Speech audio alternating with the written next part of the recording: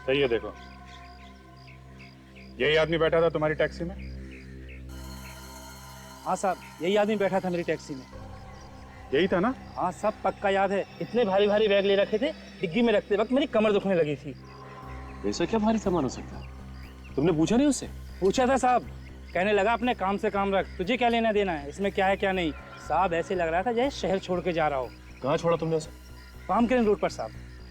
Palm crane road पे? वहां पे क्यों छोड़ा था?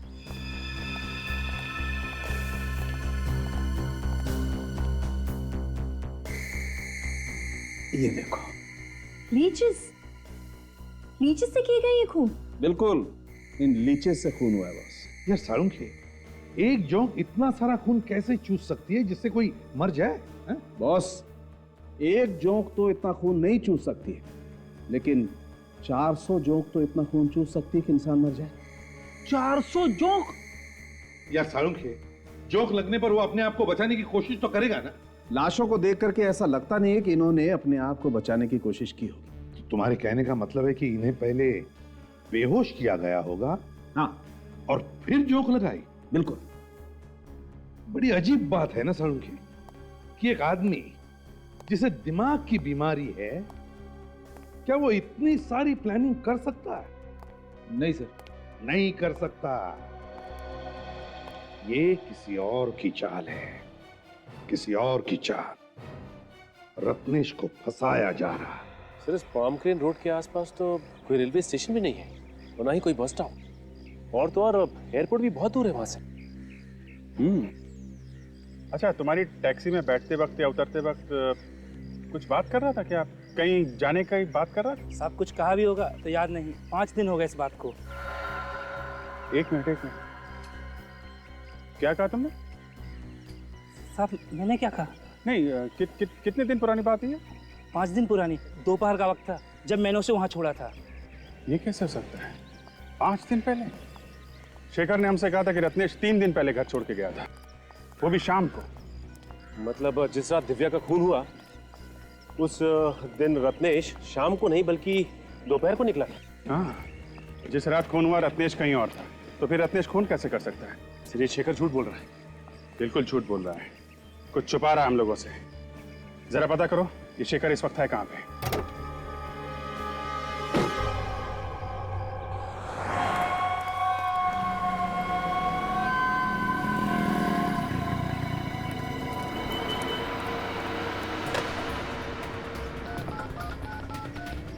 हेलो,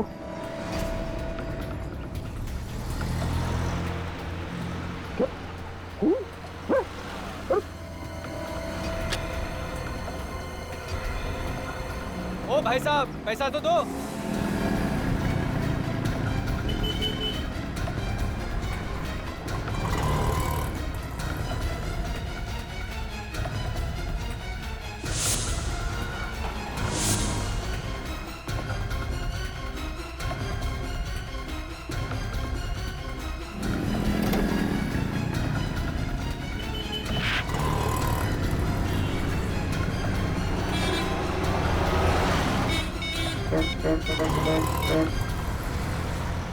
हाँ सर, हाँ सर।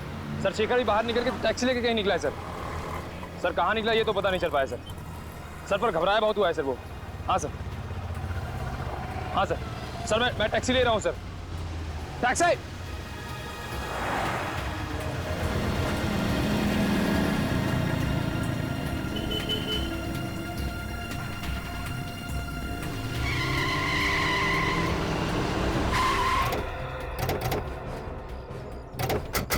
अभी अभी उधर से एक आदमी भागते हुआ यार, तुमने देखा है उसे? नहीं सर, नहीं देखा। अरे क्या बात कर रहे हो? 5 साढ़े 5 फीट का आदमी था और तुमने देखा ही नहीं उसे? सॉरी सर, हमने नहीं देखा। कहाँ है शेखर? सर शेखर अंदर भागते हुआ आया, पर ये लोग कह रहे हैं उसे देखा ही नहीं। देखा नहीं? ये कैसे हो सकता है? एक आदमी अंदर भागते हुए आया और तुम लोगों किसी ने भी नहीं देखा? सर मैं अभी अभी ड्यूटी पर आया हूँ सर, मुझे नहीं मालूम। क्या आंखों पर पट्टी बांध के रखी थी क्या? देखा नहीं? टैक्सी वाला कह रहा था कि उसने रत्नेश को यहीं आसपास ही कहीं छोड़ा है, तो हो सकता है रत्नेश इसी होटल में ठहरा हो और उसने शेखर को यहीं पर बुलाया हो, पैसे लेकर और कपड़े लेकर। हाँ सर। हाँ, जरा ये फोटोग्राफ देखो, ये आदमी यहाँ पे होटल में ठहरा हुआ है। हाँ, हाँ सर, ये आदमी है यहाँ पे। किस कमरे में? कमरा नंबर, हाँ 104 में है सर। चलो दिखाओ। चलिए सर।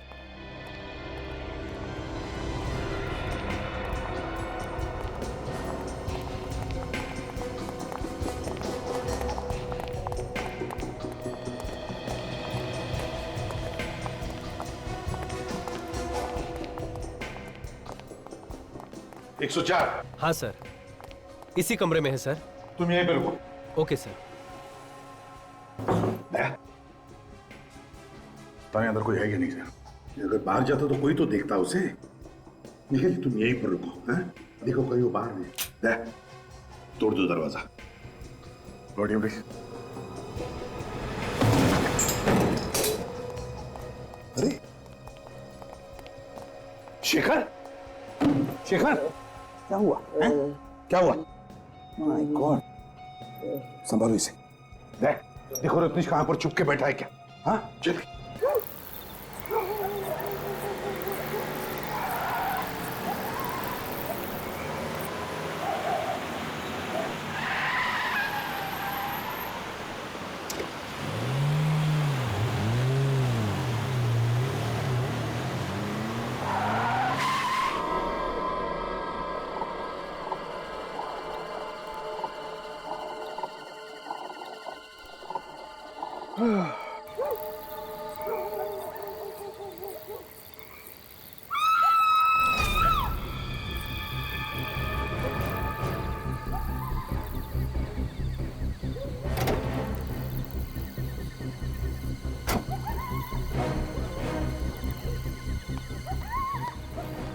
कौन चीखा?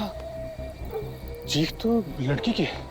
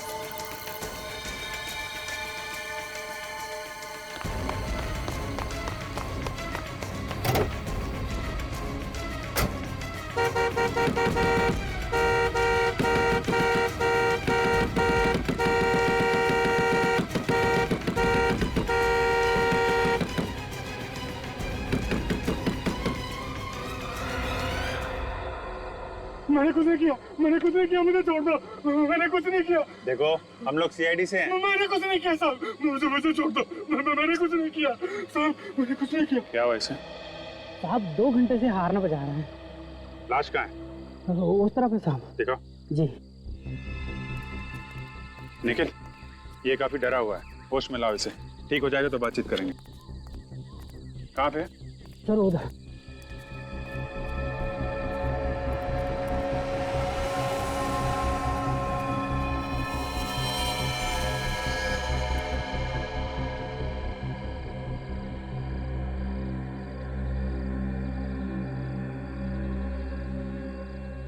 सर, इसके शरीर पे कोई घाव नजर नहीं आ रहा। शायद कोई अंदरूनी चोट होगी।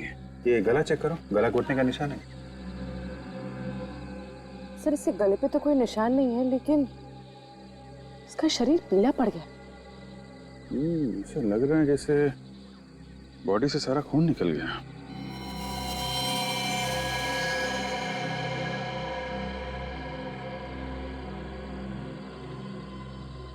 सर, सर ये देखिए, इसके हाथ पे कुछ अजीब से निशान है। ये छोटे छोटे घाव हैं और इनमें से खून भी निकल रहा है। ना चेक करो और कुछ मिलता है। सर, आसपास पूरा एरिया देखो ठीक से। क्या हुआ क्या था? तुमने क्या देखा? जी मैंने हॉर्न की आवाज़ सुनी और यहाँ आके देखा तो यहाँ ये लड़की मरी पड़ी थी।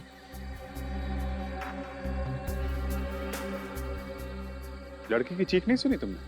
नहीं साहब। हॉर्न की आवाज सुनी और लड़की की चीख नहीं सुनी। लड़की कहीं और मरी है क्या?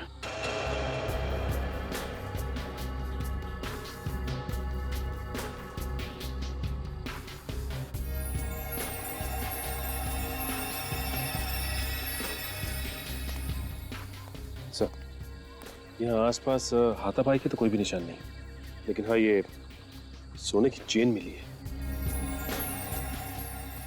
किसकी हो सकती है? लड़की की या खूनी की? सर ये टैक्सी ड्राइवर होश में आ गए, सब कुछ बताने को तैयार है। बताओ क्या देखा था तुमने? एक आदमी उस लड़की के ऊपर झुका हुआ था, इसका खून पी रहा था। आदमी खून पी रहा था? हाँ, उसके मुंह पे मैंने खून देखा सर। उस आदमी को दोबारा देखोगे तो पहचान लोगे? नहीं सर, मैंने उसका चेहरा नहीं देखा। अरे कमाल कर रहे हो, मुंह पे खून देखा और तुमने चेहरा नहीं देखा? सर उसका बाकी चेहरा अंधेरे में छिपा हुआ था और खून पीते देखकर मेरी हालत खराब हो गई थी सर। मुझे कुछ भी समझ में नहीं आ रहा था। सर, सर खूनी ने सारा खून पी लिया है, इसलिए लाश पीली पड़ गई है। अच्छा, इस लड़की ने एयर होस्टेस की यूनिफॉर्म पहनी हुई है। ये पता लगाओ किस एयरलाइंस में काम करती थी ये। ठीक ठाक थी, अचानक खून कैसे हो गया उसका? सर, ये दोनों दिव्या की बहुत अच्छी फ्रेंड है, इन्हें मालूम है उसके बारे में। ये दिव्या है? आखिरी बार कब देखा था आप लोगों ने दिव्या को? कल शाम को हम सब फ्लाइट से लौट रहे थे, काफी देर तक हम साथ ही थे। उसके बाद पता नहीं वो कहाँ चली गई। कितने बजे लौटे थे आप लोग फ्लाइट से? शाम के 6 बजे के आसपास। तो दिव्या शाम के 6 बजे लौट के आई और उसी रात 3 बजे उसका खून भी हो, मतलब वो यहाँ से घर गई नहीं। दिव्या यहाँ से घर जाने के लिए निकली थी? नहीं सर, वो किसी से मिलने जाने वाली थी। किससे? शायद सर रत्नेश नाम है उसका। ये रत्नेश कौन है? बहुत ही अमीर आदमी है, उसने दिव्या को वादा किया था जॉब देने के लिए। अच्छा, दिव्या एयर होस्टेस के कपड़ों में ही गई थी रत्नेश को मिलने के लिए जॉब के सिलसिले में? जी सर, रत्नेश ने ही उससे कहा था एयर होस्टेस के कपड़ों में आने के लिए। ये बात आप लोगों को कैसे मालूम? जिस वक्त रत्नेश का फोन आया था उस वक्त दिव्या हमारे साथ ही थी, दिव्या ने ही हमें बताया था। अच्छा, उसने बताया कि वो रत्नेश से मिलने के लिए कहाँ जा रही है? रत्नेश ने उसे ओशिवारा मिलने के लिए बुलाया था। तो रत्नेश ने दिव्या को ओशिवारा में बुलाया था और हमें दिव्या की लाश भी ओशिवारा में ही मिली थी। सर, रत्नेश के हाथ इस खून में रंगे हैं। ओशिवारा में ढूंढना पड़ेगा ये रत्नेश कहाँ है, खून के धब्बे सूखने से पहले।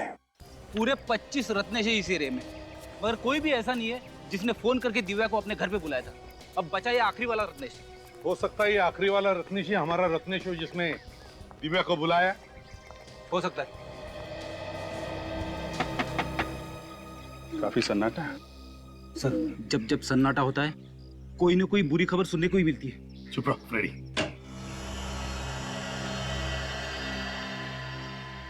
बोलिए साहब, किससे मिलना है? आप रत्नेश हैं? जी मैं रत्नेश नहीं हूँ। तो फिर रत्नेश कहाँ है? लेकिन आप लोग कौन है? CID। CID? आप कौन है? जी मैं शेखर हूँ, रत्नेश जी का केयर टेकर। तो फिर बुलाओ रत्नेश को। रत्नेश तो घर में नहीं है साहब। आप जरा ये चेन देखिए, इसे पहचानते हैं आप? ये चेन तो रत्नेश जी की है। रत्नेश की चेन है ना? तो बुलाओ रत्नेश को। लेकिन रत्नेश जी घर में नहीं है। तो गया कहाँ? पता नहीं साहब, किस बात के केयर टेकर हो तुम? हैं? तुम्हें पता नहीं रत्नेश गया कहाँ, कब आएगा? चलो हटो, घर की तलाशी लेंगे। अभिजीत, फैल जाओ, अच्छी तरह से देखो। शेखर जी। जी। वैसे रत्नेश काम क्या करता है? काम क्या करते हैं ये तो नहीं मालूम, लेकिन राज परिवार से उनका रिश्ता है। राज परिवार? जी। अच्छा, यही रत्नेश है क्या? जी।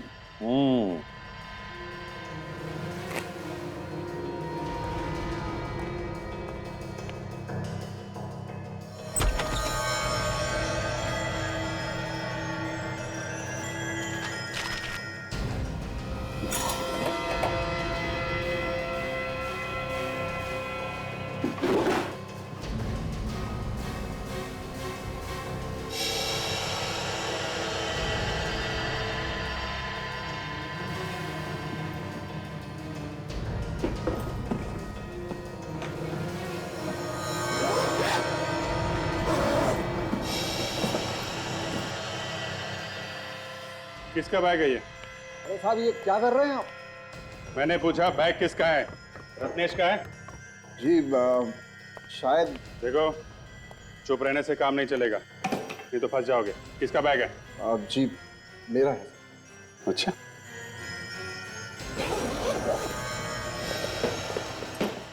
भागने की तैयारी में थे साहब। भागने की तैयारी में थे? हैं? रत्नेश घर पर नहीं है तो फरार होने की सोच रहे थे? बताओ कहाँ जाने वाले थे? जल्दी बताओ। अगर चुप रहोगे तो इसका एक ही मतलब है कि तुम रत्नेश के साथ गुनाह में शामिल हो। बताओ। लेकिन साहब, मैंने कोई गुनाह किया ही नहीं। अच्छा,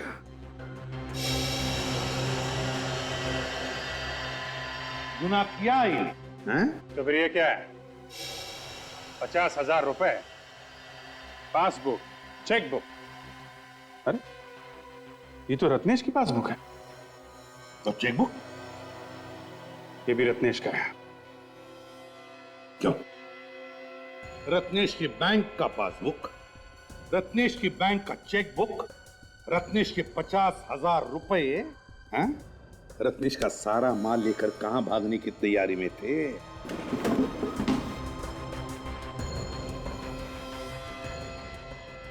फ्रिज के अंदर कपड़े? सर, इसमें तो खून लगा हुआ है। हाँ सर, बेडशीट और शर्ट मिली है, दोनों फ्रीज में छुपा के रखे हुए थे और इन पे खून लगा हुआ है। किसके कपड़े ये? किसके कपड़े? जी मुझे नहीं मालूम। केयर टेकर साहब कैसे आदमी कुछ समझ में नहीं आ रहा है। मालिक का पैसा लेके भाग रहे थे, घर में खून से सने कपड़े हैं और इनको कुछ पता नहीं है। किसकी शर्ट है? रत्नेश की शर्ट है।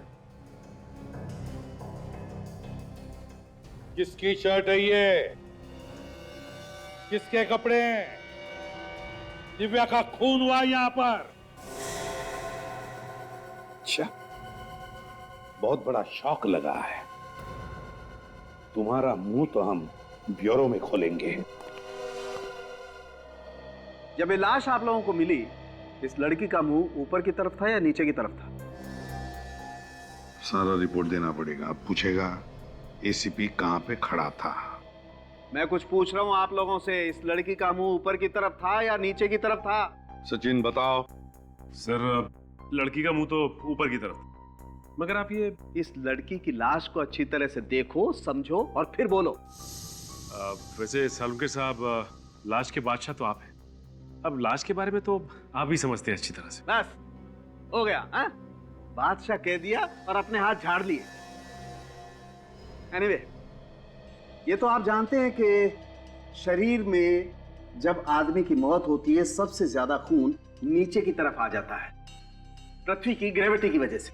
शरीर का जो हिस्सा जमीन को छूता है, सारा का सारा खून वहां आकर के जमा हो जाता है। लेकिन इस केस में ऐसा नहीं है। क्या मतलब? मैं बताता हूं।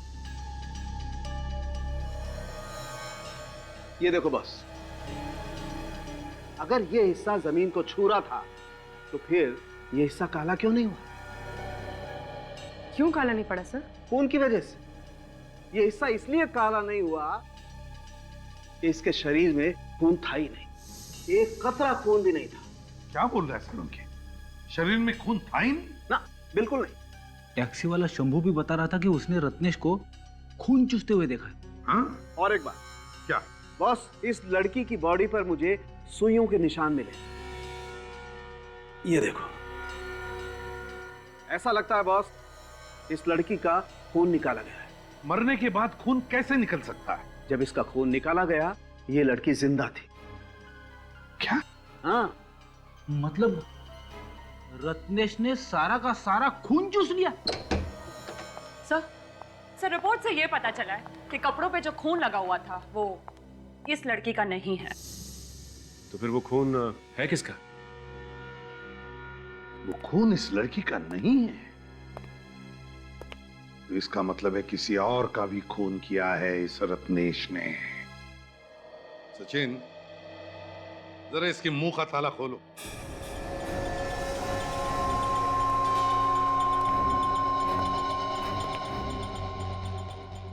बताता है या नहीं? हाँ? चुप, बताओगे ना?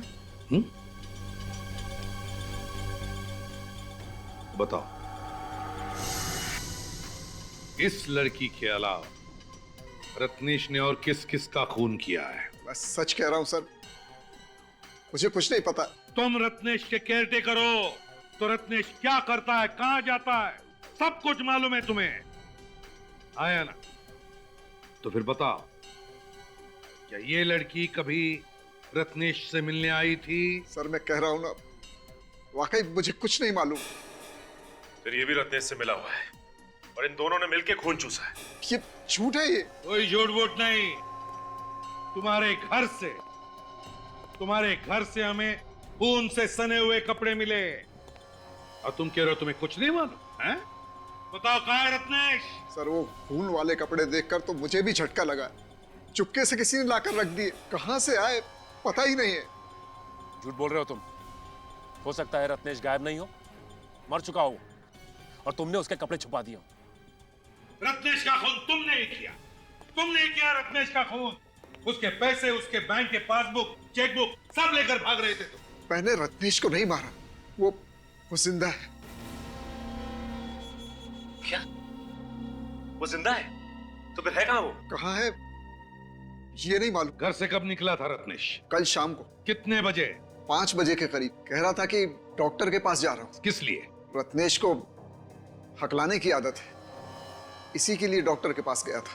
फिर ये रत्नेश निकला तो था डॉक्टर के पास जाने के लिए, लेकिन वहां नहीं पहुंचा। रत्नेश के परिवार वाले या कोई जान पहचान वाले लोग हैं यहाँ पर इस शहर में?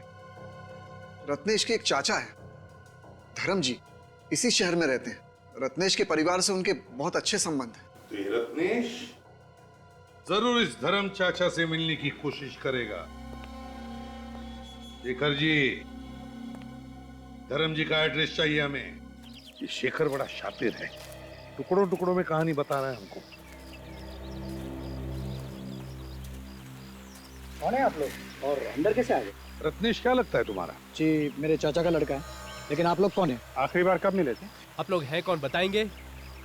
CID। अच्छा सर, तो ऐसा बोलिए ना सर। सर अभी कुछ ही दिन पहले मिला था, पर बात क्या है सर? खून हो गया है, खून। खून? या खून, और उसी सिलसिले में हम रत्नेश को ढूंढ रहे हैं। कहाँ है वो?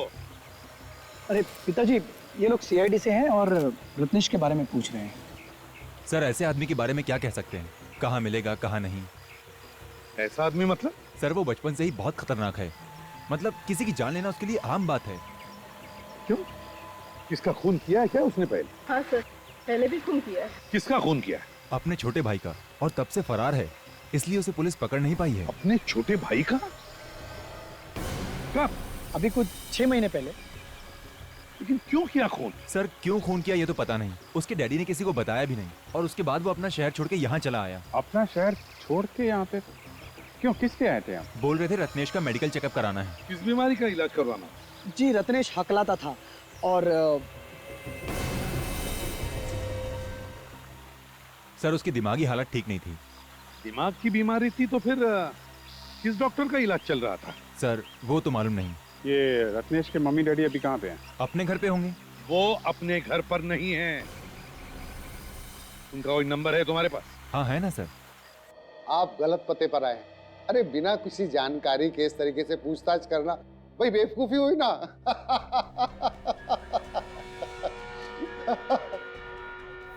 अब की बार हंसने से पहले 10 बार सोच लेना, समझा?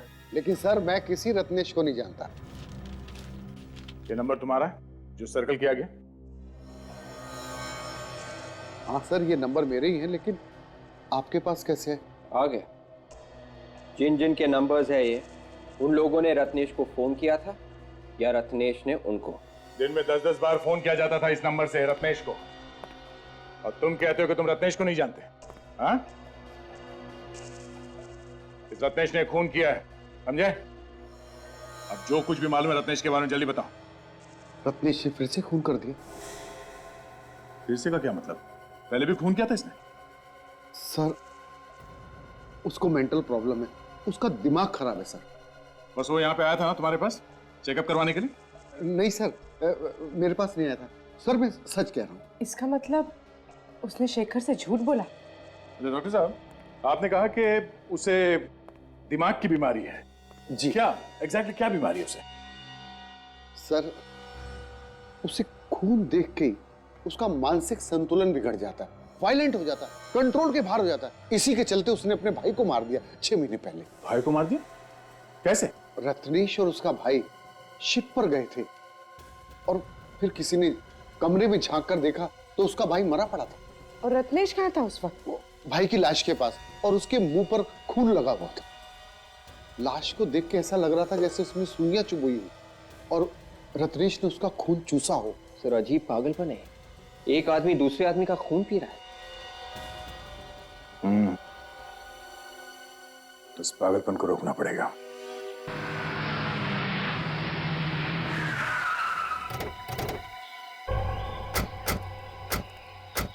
सर रत्नेश के मम्मी डैडी की फोन की लोकेशन यही जगह बता रही थी, और इसके बाद फोन बंद हो गया। मतलब इन्हें आसपास ही होना चाहिए। अब अगर इतने सुनसान इलाके में वो लोग कर क्या रहे होंगे यहाँ पे?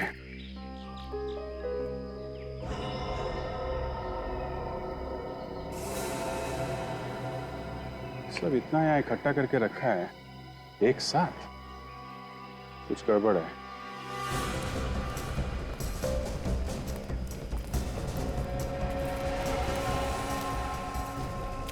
तो कार छुपा के रखी हुई है।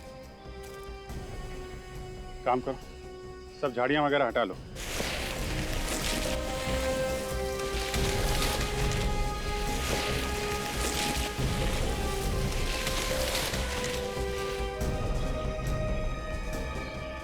My God.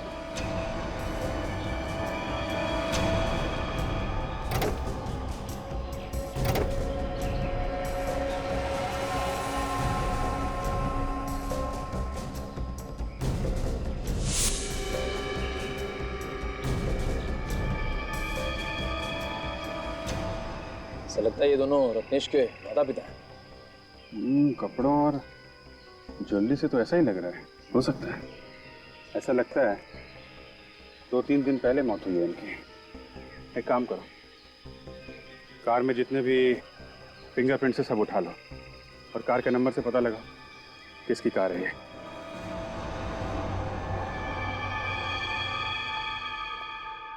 बॉस, इन दोनों के शरीर में भी वैसे ही सुइयां चुभई गई हैं जैसे कि दिव्या के शरीर में चुभई गई।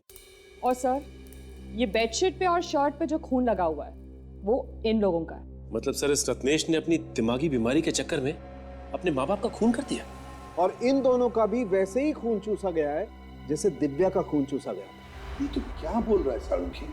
क्या बोल रहे हो तुम? क्या बोल रहा हूँ भाई? मुझे डेड बॉडी जो बता रही है वही बोल रहा हूँ मैं। सचिन ने कहा कि रत्नेश ने अपने माँ बाप का खून किया, अब तुम कह रहे हो कि रत्नेश ने अपने माँ बाप का खून चूस लिया? हाँ यार ये सुनकर घिन आती है, ये कैसे हो सकता है? अरे नहीं यार सालुखी, कोई अपने माँ बाप का खून चूस सकता है? अपने माँ बाप का? देखो बॉस, तुम मुझसे ज्यादा एक्सपीरियंस्ड हो, तुम्हें मालूम है कई बार खूनी के दिमाग में कैसे कैसे फितूर होते, कैसे कैसे कीड़े कुल बुलाते हैं उनके दिमाग में, मालूम है तुम्हें ना? फिर भी सालुखी ऐसे नहीं हो सकता, नहीं हो सकता ऐसे। एक काम करो, इस शेखर को फिर से ब्यूरो लेकर आओ, गर्दन पकड़ते हैं उसकी, पता चलेगा ये रत्नेश है कहां पर। सर ये क्या हो सकता है? ये तो चेक करना पड़ेगा, चेक करने से ही पता चलेगा क्या है। सर मैंने तो आज तक नहीं सुना कि कोई आदमी अपने माँ बाप का खून चूस ले। सचिन, अगर इंसान की दिमागी हालत ठीक नहीं हो तो वो कुछ भी कर सकता है, उसे अच्छे बुरे की पहचान ही नहीं रहती। सर ये रहा शेखर। शेखर बाबू, रत्नेश के माता पिता के बारे में तुम जानते थे ना? जानते थे या नहीं? जी जी सर। तो फिर पहले क्यों नहीं बताया? सर मैं इतना डर गया था कि मैंने आप लोगों को क्या बताया क्या नहीं बताया मुझे याद नहीं है सर। उसने अपने माँ बाप का खून कर दिया है, समझे? माँ बाप का खून कर दिया? हाँ, माँ बाप का खून कर दिया। रब जाके कहीं छुप के बैठा और उसकी कोई ना कोई तो मदद कर रहा है। और तुम जानते हो कौन मदद कर रहा है रत्नेश की? तो बताओ बताओ। नहीं सर, मुझे कुछ मालूम नहीं सर। अच्छा, सिल्वर रंग की रिवेरा गाड़ी OHY 3765 रत्नेश की है ना? जी सर, लेकिन वो तो उनके माँ बाप के नाम पर। और भी कोई गाड़ी है उसकी? नहीं सर। नहीं सर, कुछ नहीं मालूम तुम्हें। ले जाओ इसे फ्रेडी, दूसरे कमरे में ले जाओ। चलो। सचिन, अगर रत्नेश के पास सिर्फ एक ही गाड़ी थी और उस गाड़ी में उसने अपने माता पिता को मारकर उनकी बॉडी डाल दी, तो फिर वो किसी दूसरी गाड़ी से भागा होगा ना, किसी टैक्सी वैक्सी से। एक काम करो, उसके फोटोज के 100-150 कॉपीज बनवाओ और सारे टैक्सी वालों को दे दो और उनसे कहो कि अगर किसी ने इसे देखा है या किसी की टैक्सी में ये बैठा है तो तुरंत हमें इन्फॉर्म करें। हैं? आवे। सर जब से रत्नेश भागा है तब से उसका मोबाइल फोन बंद है। ये रत्नेश के फोन रिकॉर्ड्स है ना वे? Yes sir. इसमें जितने भी फोन नंबर्स हैं उसमें दिव्या का फोन नंबर है? नहीं सर, रत्नेश के रिकॉर्ड्स में दिव्या का नंबर है ही नहीं। उसने दिव्या को फोन किया ही नहीं। ये कैसे हो सकता है? दिव्या के दोस्तों ने तो बताया कि उसने दिव्या को फोन किया था फोन उसने दिव्या को। सर हो सकता है उसने किसी और से फोन करवाया हो। सचिन काम करो, दिव्या के फोन रिकॉर्ड चेक करो, देखो उस दिन शाम को कहां से फोन आए थे दिव्या को। सर उस दिन शाम को दिव्या को 12 लोगों ने फोन किया था, जिसमें से उसने सिर्फ 3 लोगों के फोन उठाए। 3 लोगों के? सिर्फ इन 3 लोगों के फोन उठाए दिव्या ने? तो फिर पता लगाओ ये 3 लोग है कौन? 1282749 नंबर तुम्हारा है? हाँ मेरा ही है, पर तुम कौन हो? CID से। घबराओ नहीं, बस इतना बताओ कि दिव्या को जानती हो? हाँ सर जानती हूँ, मालकिन है मेरी। अच्छा, कल शाम को तुमने दिव्या को 6 बजे फोन किया था क्या? फोन तो रोज ही करना पड़ता है उन्हें। क्यों? ये पूछने के लिए कि शाम को घर आ रही है कि नहीं, खाना बनाना पड़ता है मुझे। ठीक है, आप जा सकती हैं। अरे सुनो भाई साहब। हाँ सर, फोन किया था मैंने दिव्या जी को। क्यों? क्या काम? सर मेरा काम इंश्योरेंस का है, मैं लोगों को फोन करके पॉलिसी के बारे में बताता हूँ। पॉलिसी के लिए ही फोन किया था मैंने। ओह, तो तुमने मिलने के लिए फोन करके बुलाया था उसे? हाँ जी बुलाया था, पर वो मिलने आई नहीं। समीर। हाँ जी बोलिए। A127292738 आप ही का नंबर है। हाँ जी नंबर तो मेरा ही है। क्या हुआ? तुमने कल किसी दिव्या नाम की लड़की को फोन किया था? कौन दिव्या? मैं किसी दिव्या को नहीं जानता। वैसे आप लोग कौन है? CID। CID? क्या हुआ सर? अरे तुम तो अभी से घबराने लगे। अभी तो बहुत सारे सवालों का जवाब देना है तुम्हें। चलो। सर जब मैंने कॉल किया ही नहीं है तो मैं कैसे कह दूं कि मैंने कॉल किया है? तुम्हारे मोबाइल फोन से कोई और कॉल कर सकता है? सर ये कैसे हो सकता है सर? नहीं हो सकता ना। ये सेल नंबर तुम्हारा है? जी। ये दिव्या के फोन की कॉल लिस्ट है। इसका मतलब है दिव्या को कॉल तुमने किया था। सर ये कैसे हो गया सर? मैंने तो कॉल किया ही नहीं। देखो समीर, जब तक तुम सच नहीं बोलोगे CID से तुम्हारा पीछा नहीं छूटेगा, समझे? सर मैं सच ही बोल रहा हूँ। सर आजकल फोन हैकिंग इतनी बढ़ गई है मैंने तो यहाँ तक सुना है कि कोई भी किसी के फोन के अंदर घुस सकता है, कॉल कर सकता है, मैसेज कर सकता है। सुना तो हमने भी, और इसके बारे में हम लोग बाद में देखेंगे। पहले ये बताओ कि तुमने अपना मोबाइल फोन किसी और को दिया था? नहीं सर। सोच के बताओ, याद करो, खून का मामला है ये। खून?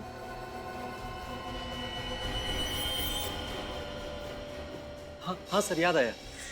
कल मैं ओशिवारा में ही था। ओशिवारा में? शाम को 6 बजे के आसपास? हाँ सर, और सर वहाँ एक आदमी भी था। सर उसकी मोबाइल की बैटरी चली गई थी और उसने मेरा मोबाइल मंगा था सर, कॉल करने के लिए। अभी अभी सोचिए ये कहानी ना। सर मैं सच बोल रहा हूँ सर। कौन था वो आदमी?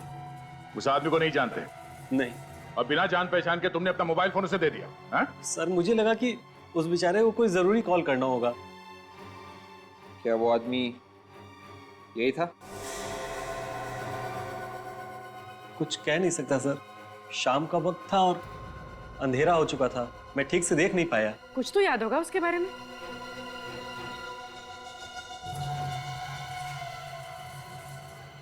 हाँ सर, याद आया। सर वो हकला के बोल रहा था। वो आदमी हकलाता था? हाँ सर, वो हकला के बोल रहा था। तुम्हें पूरा यकीन?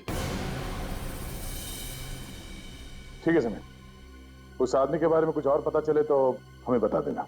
जी।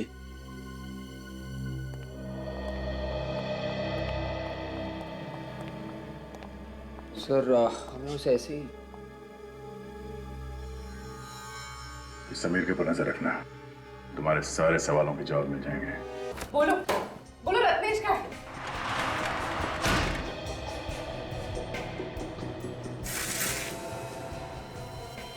Oh my God! सर, आना, सर यहाँ आइए।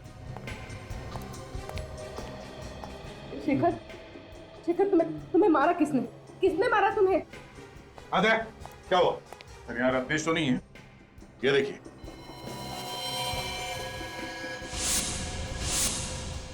My God! इतने सारे जोक, लीचेस, अरे आए कहां से?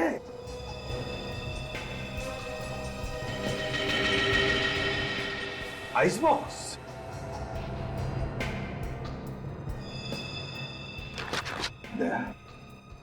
समझ गया खूनी कौन है। कौन है सर? चेहरा देखा था उसका? नहीं नहीं, उसने मास्क पहना हुआ था, उसकी जान खतरे में है। लेकिन शेखर सच बोल रहा है, खूनी कोई और ही है। इसे हॉस्पिटल ले जाओ जल्दी। अगर खूनी रत्नेश को मारने के लिए यहाँ से ले गया तो रत्नेश ने हल्ला क्यों नहीं मचाया? वो चुपचाप चला क्यों गया? यार रत्नेश कहीं नहीं गया है, वो छुप कर बैठा है इसी होटल में, ढूंढते हैं उसे। यहाँ पे ऐसी कोई जगह है जहाँ पर कोई जाता नहीं? हाँ सर, वहाँ पे एक बेसमेंट है, वहाँ पर कोई आता जाता नहीं है सर। चलो जल्दी आइए सर।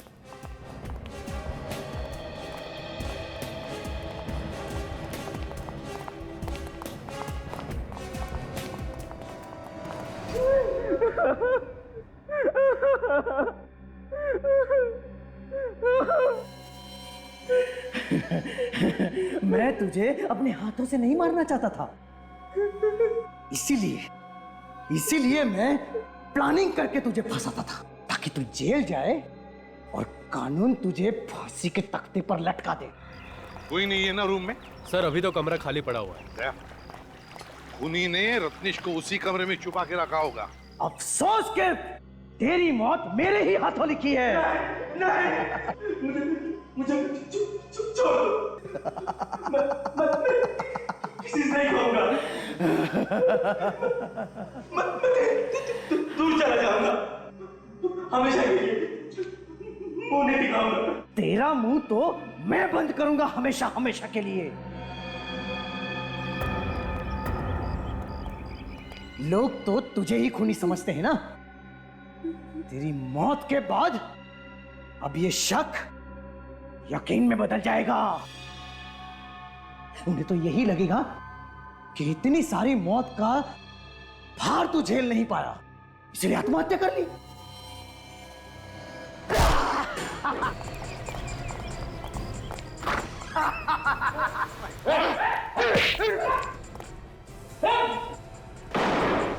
छोड़ो मुझे, मैं इस कमीने को जिंदा नहीं छोड़ूंगा। छोड़ो मुझे, छोड़ो। जल्दी।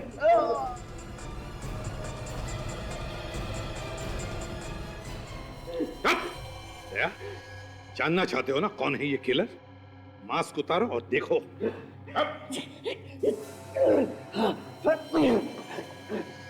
जिंदा नहीं छोड़ेगा। हाँ?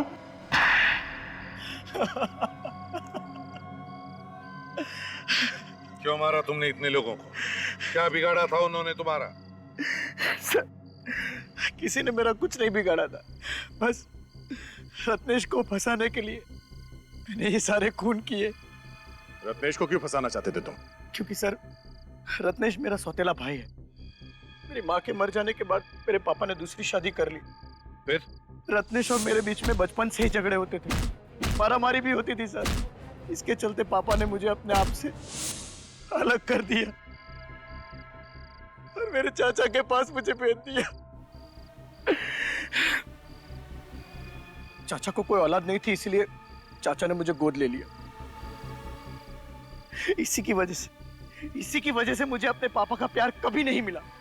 इसीलिए मैंने उसी दिन ठान लिया कि इसका बदला मैं जरूर लूंगा। इससे भी चैन से नहीं रहने दूंगा। और इसीलिए तुम रत्नेश बनकर लोगों को मारने लगे? उसकी दिमागी हालत ठीक नहीं थी, इसलिए मैंने सोचा कि उसे आसानी से फंसाया जा सकता है। इसीलिए मैंने रत्नेश के भाई का पहले खून किया और इल्जाम रत्नेश पर लगा दिया। बेचारे मम्मी डैडी, उनको लगा कि ये खून रत्नेश ने किया है क्योंकि उसकी दिमागी हालत ठीक नहीं है, और फिर तुमने मम्मी डैडी का भी खून कर दिया, ये सोचकर कि लोगों को लगेगा कि उनका खून भी रत्नेश ने किया है, और फिर रत्नेश अकेला पड़ जाए और तुम उसे मार दो। सर, इसे मारना होता तो मैं कब का मार देता, लेकिन हर बार शेखर ने इसे बचा लिया।